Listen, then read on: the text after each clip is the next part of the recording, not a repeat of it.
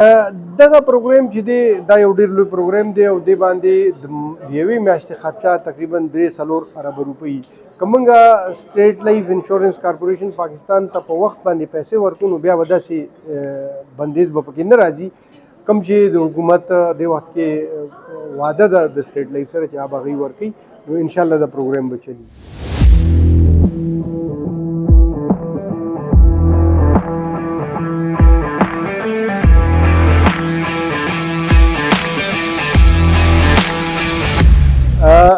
زمونږ صحت کارت 8 کاله مخکې شروع شو او په مخه چلیدو.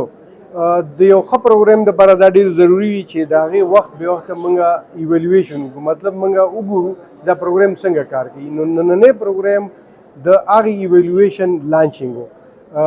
د آغا خان یونیورسټي په ذریعه سره موږ د دې پروګرام یو ایویلویشن وکړو. موږ دا کتل غوښتلو چې دا پروګرام څنګه کار کوي، د دې امپیکټ په خلکو باندې څه دی، د هغوی په صحت باندې څه دی. نو بنیادي طور باندې هغه فایندنګز چې کوم راغلي وو هغه نن دوی خلکو ته ښودلو.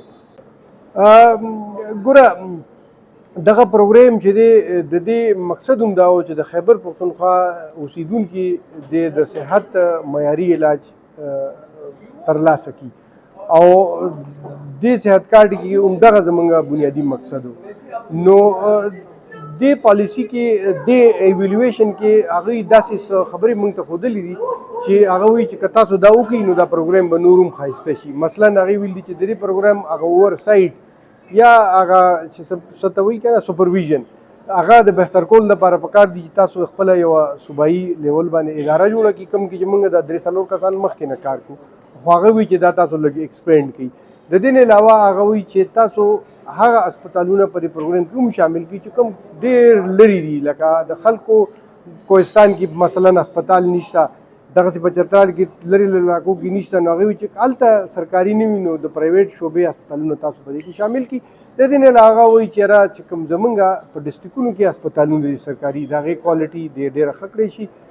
دغه پروګرام دغه ایویلویشن موږ ته دا هم ښیي چې دې پروګرام نه د خلکو چې کوم په جیب نه خرچه وه، ذاتي خرچه هغه ډېره کمه شوې ده. د دې پروګرام کې د علاج کوالټي چې دی هغه هم ډېره ښه ده او د دې پروګرام د خلکو چې کوم هغه د اطمینان دی یعنی خوشحالي هغه هم کافي ټیک ټاک. د هغې دپاره منسټر صاحب راغلی و، هغوی ته دا ریکمنډیشن دا رپورټ کې مخکې موږ ته راغلی و نو هغوی ته ما الریډي ورکړي دي او زمونږ پالیسي بورډ یي هغه موږ له دا قسم ریکمنډیشن باندې اپروول راکوي. سو انشاءالله زمونږ چې کوم راتلونکي پالیسي بورډ یي هغې کې به دغه ریکمنډیشن چې دی که ټول نه وي نو څه خاص به موږ ورته کړو چې هغه موږ ته زر تر زره چې دی نو په هغې باندې اپروول راکړي. دغه پروګرام چې دی دا یو ډېر لوی پروګرام دی او دې باندې د یوې میاشتې خرچه تقریبا 3 ارب روپۍ که موږ سټیټ لایف انشورنس کارپوریشن پاکستان ته په وخت باندې پیسې ورکو نو بیا به داسې بندیز به پکې نه راځي کوم چې د حکومت د وخت کې وعده ده د سټیټ لایف سره چې هغه هغوی ورکوي نو انشاءالله دا پروګرام به چلي.